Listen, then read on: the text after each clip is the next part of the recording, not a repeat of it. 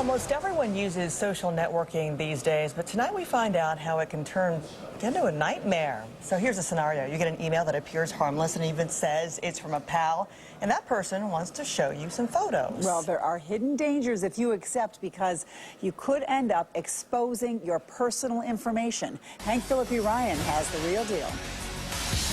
You get an email with a friend's name on it that says, "Want to see the photos?" You'd say yes, right? Rosalind Dreyfus of Chestnut Hill did. It came from someone I knew very well. Immediately, a website called Tagged asked for her email address and her password and signed her as a member. She says she did it for her friend's sake. I just felt she would be disappointed. Maybe she would be upset with me. Here's the real deal.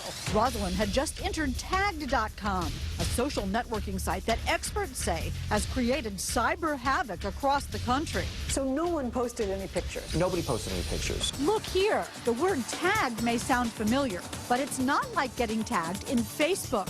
And here, once you give your email and password, the problem begins. They have all of the addresses in your web-based email account, all the addresses in your address book.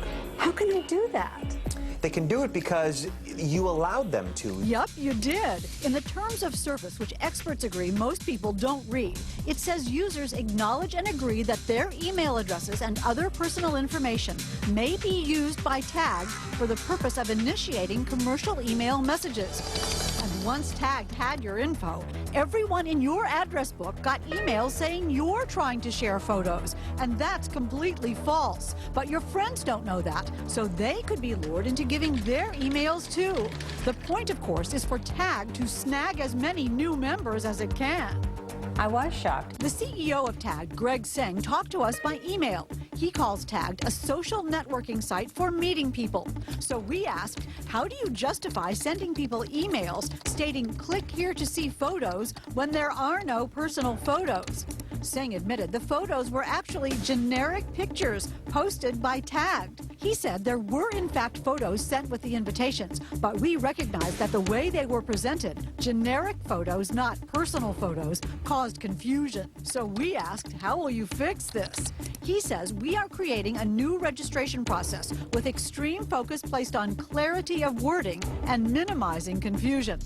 But for users like Rosalind, that new process comes too late.